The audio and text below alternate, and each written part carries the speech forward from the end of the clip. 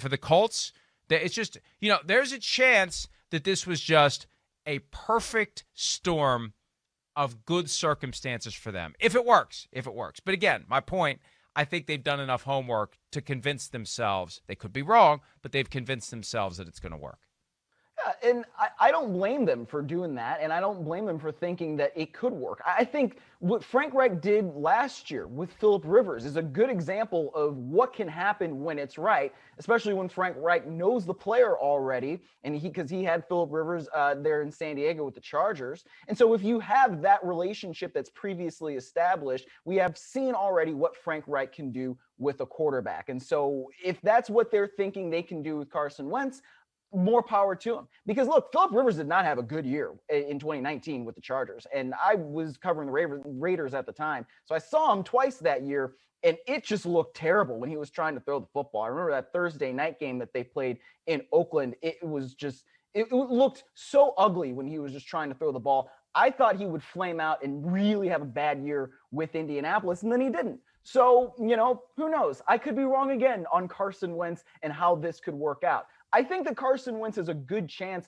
of being a viable starting quarterback. And I think that because of all the talent that they've got in Indianapolis and the coaching that they have there, he can definitely be a viable starter. But does that mean I think he's going to get to an elite level where that he's going to be able to push the Colts past these teams in the AFC that ostensibly are better than the Colts right now? I'm talking about the Browns, the Ravens, the Titans in their own division, right? The Chiefs, of course, the Bills at the top there.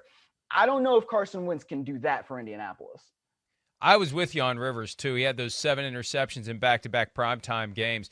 And when the Colts gave him $25 million, the same amount the Saints gave Drew Brees, the same amount the Buccaneers gave Tom Brady, I thought that Phillip Rivers was in, I should be wearing a ski mask when I signed this contract territory. I couldn't believe they did it, but they got to the playoffs with him, and they gave the Bills everything they could handle. So maybe they know how to draw the best out of someone who is embattled, to say the least. So where do you think, let's say Carson Wentz on a pass-fail scale passes. Let's say he's good enough.